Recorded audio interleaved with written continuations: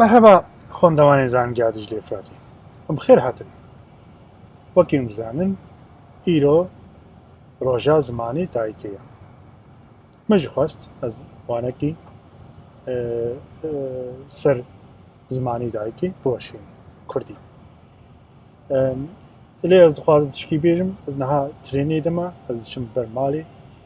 ji Londonê diçim bermalê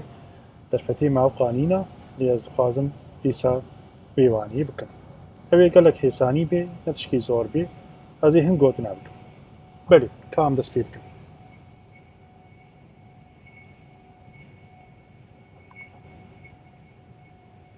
Belê ez dixwazim pêşî hin gotin li ser zimanê Kurdî bikim. Wekî hûn dizanin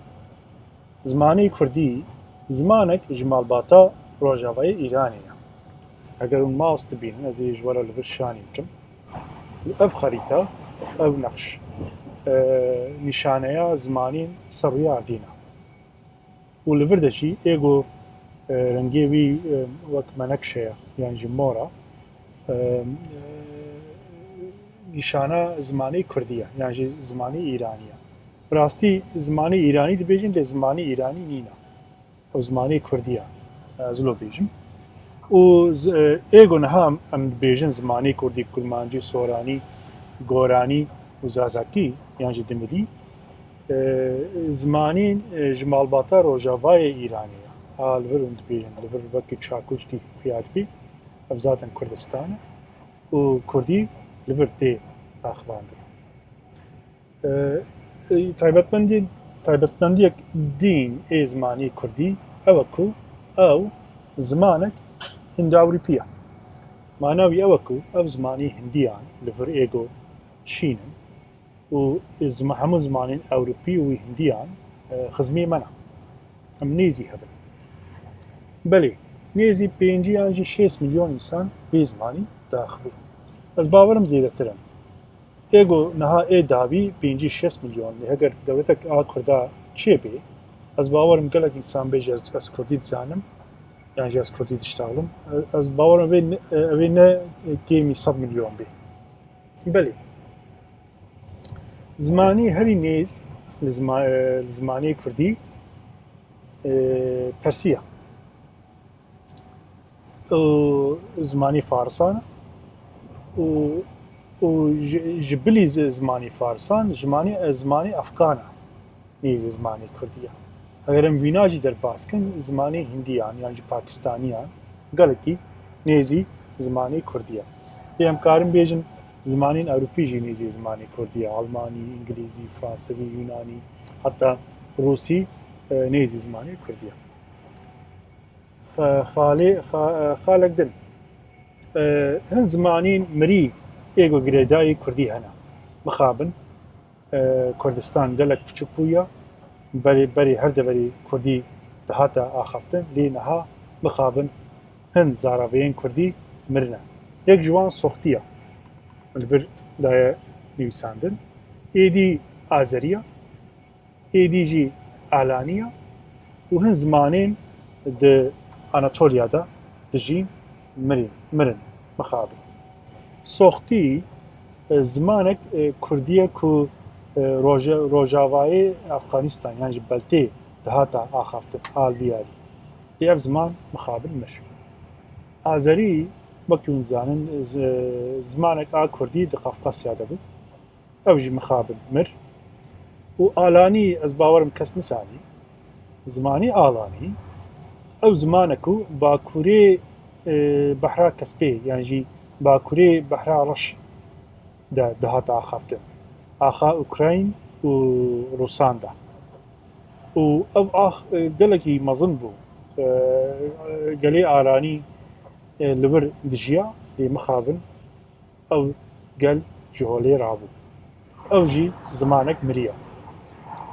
Zimanên li Anatolya mixabin gelek zimanên Anatolya êgo girêdayî Kurdî hebûn ew jî mirin. Em nizanin navê wa çi ye lê em pêzanîn ku berê Anatolya Kurdistan bû. Heta Trakyayê hemû Kurdistan bû lê mixabin niha kes li vir Kurdî neaxive. Belê خالق دن کوردی بخوا مالبەتێک ئا زمانانە ئەم دەبێژین کوردی زمانکیە بڕاستی کوردی کەس کوردی ناشتەغڵێ ئەم کورمانجی سۆرانی گۆرانی ئەنجی دملی دشتەغڵن کاوام تشتغڵن من با زمانە تشتەغڵن لێ ئەم دەبێژین ئەو بەشێک زارەڤەیەک ئا کوردیە لێ بڕاستی کوردی وەک زمانێک لاتینیە چاوە ئەم کارن بێژین فرانسی ئیتالی و ئیسپانی زمانەی لاتینینە وەک وێنە کورمانجی سۆرانی گۆرانی و دملی زمانی کوردینە هەر یەک زمانەکە وەکی لاتینی کوردی دایکامەیە یعنی پرۆتۆ کوردی هەیە و ئەو دابەش بوویە لە 4 زمانی وەک زمانێمی لاتینی وڵۆ بفکرێت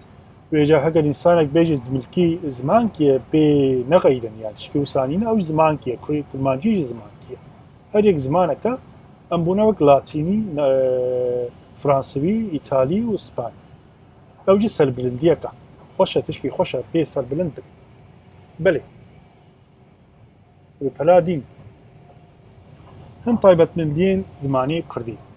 زمانی کوردی ئەرگەتیڤە تەواندیە ملو دبێژن لێکەر گۆری برەسەر تێ تەواندن لەزێ پشتی سەروێنە بەعافە تایبەتمەندیên ê کورمانجی ڕاوەنووسên نامی خودی زایەندە یعنی ناو کورمانجی de خودی زایەندە لێ تشکیلی هەیە دملیدا هەم ڕاوەنووسên نامی هەم jî ڕاوەنووسên lêkerî خودی زایەندە بۆیەک ئەم کارن بێژن زایەندی دملیدا بێتر هاتیە پاراستن و ez karim bêjim dimilî dayika zimanî Kurdiye em ji dimilî hatine û lê mixabin zimanî dimilî yan jî zazakî yan jî Kurdkî kirmanckî niha dimirê mixabin lê ez bawerim Kurd evê wîna dîsa jîn bikin evê wîna bidin jiyandin mijarek dîn di behtinî de hin zayend mane hemû neçûne di soranî de jî hin ergetivîtî mane berê ew jî ergetî bû lê piranî çûya lê hin ergetivîtî maye û taybetmendiyek dîn a zimanê Kurdî xwedî pêşkir paşkiran e û gelek ziman xwedî paşkiran e û ez bawerim kêm ziman xwedî pêşkirin û Kurdî yek ji wan e him dewam bikin zimanên dişibin Kurdî ez bawerim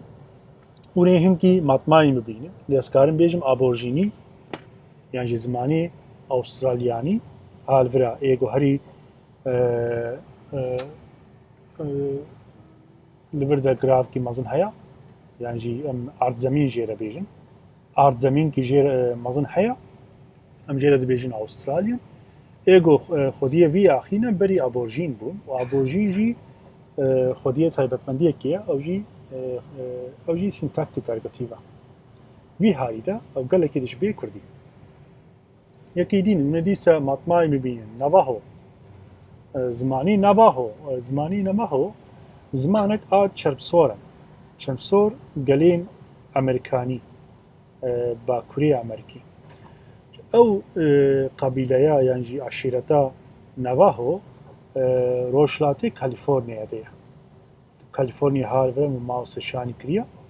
rojhilatê wî de ev millet dijî û navê wîna jî Navaho ye zimanê Navaho bi gelek halîve dişibê zimanê Kurdî ne gelek halîve hin halîve dişibê zimanê Kurdî ew jî pêşkirin pêşkirên lêker e me di mînak li vir daye vene digot li vir de lêker got e lê pêşkirê wî sê heb hatiye peyhevdû miyekî dî nîşan daye têne gihişt têne digihişt gihiştin lêker e lê li vir de sê pêşkir heye bi heman taybetmendî zimanê Navaho de jî heye zimanê Kurdî de bazdeh heb pêşkir hene û zimanê Navaho de jî bazdeh heb pêşkir hene û herî yek pêşkir dişibin hevdû belê ev tişkî gelek xweş e xalek din Almanî û İngilîzî گۆری ڕێزمانی دشبن زمانی کوردی بڕاستی ڕێزمانین ئەلمانی و ئینگلیزی گەلک دش پێ کوردی تایبەتمەندیەکتین ئێ زمانی ئینگلیزی پاشگرین زمانی ئینگلیزی گەلک کێمن زێدە زیدە کێمن ئەو جی وەکی کوردیە کوردی دەجی پاشکر گەلک هەندەکەن پێشکر هەنە بۆ لێکەران لێ بۆ پاشکر بۆ ناوان گەلک هەندەکەن پرانی ناو یانجی نام ڕابۆنووسێ نامی تەنها سەری خوانە وەکی ئینگلیزی وی حالی بە گەلک دەشبن هەفتوو و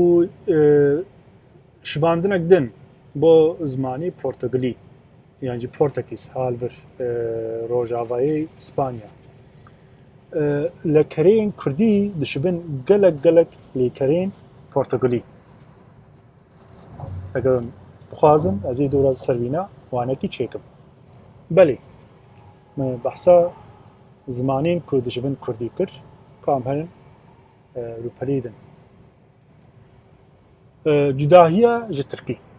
Kurdî ti alaqawî bi Tirkî re nîne ebeden nîne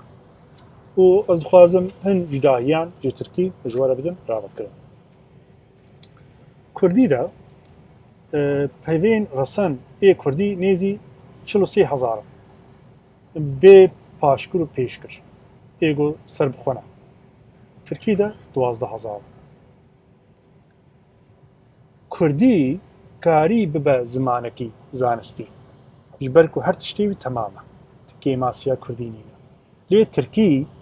ti carî nikarî bibe zimanekî zanistî ez ê bêjim çima ez naxwazim ew oqa servîna bisekinim lê yek tişt heye Tirkî de her hevok xwedî du wate ye nikarî bibe xwedî wateyekî ne eşkere ye egerim hevokek Tirkî de çê bikin lê ker û kirde tam ser hevdû nayên û gelek tevlîhevî nav de dibe lê Kurdî de tişkî wisa nîne Kurdî gelekî paqija hêsana û eşkere ye û yekî din Kurdî de hûn karin peyvan bi hêsanî ava bikin eger hûn bixwazin zimanek zanistî bi ava bikin divê ew ziman garibe gelek peyvan biafrênî da ku di bendiyan di watetiyan ji hevdû hilênî Kurdî ser vî hayî de gelek xurta lê Tirkî newle ye belê zimanek Tirkî heye ew serxwe em rêzê lê digirin lê aliyek çandî de jîrbûna wîna hêzbûna wîna tême qesa nikariye ew tişta biafrênî tiştek dîn Kurdî hezaran sala neguheriye eger hûn Kurdî baş bizanin û tekstek hezar salî karin bixwînin ti problem nîne lê Tirkî de hûn nikarin tekstek berî 100 salî bixwînin na heta berî 100 salî hûn ti car jê fêm jî nakin nizanin çi hatiye nivîsandin vahîl de gelek cuda ye xalek din em karin etimolojiya Kurdî bikin birastî ez vî meselê ji Alî Kardoxî alîmîn ew tişt aîdê wî ye û piştî waniyên wîna ez fêr bûm ku em karin bi hêsanî etimolojiya Kurdî bikin ji ber ku gelek tişt hatiye nivîsandin lê ê Tirkî nayê kirin nikarin bikin ji ber ku gelek peyvan ji serê xwe avêtine ew ê çawa etimolojî bikin eger bixwazin etimolojî bikin divê bêjin vî sayde me vî peyvî ji serê xwe avêtiye ev jî nayê nivîsandin em nikarin etimolojiya Tirkî bikin yek din Tirkî de dokûment nîne Kurdî de heye lê Tirkî de belge yan jî tekst nîne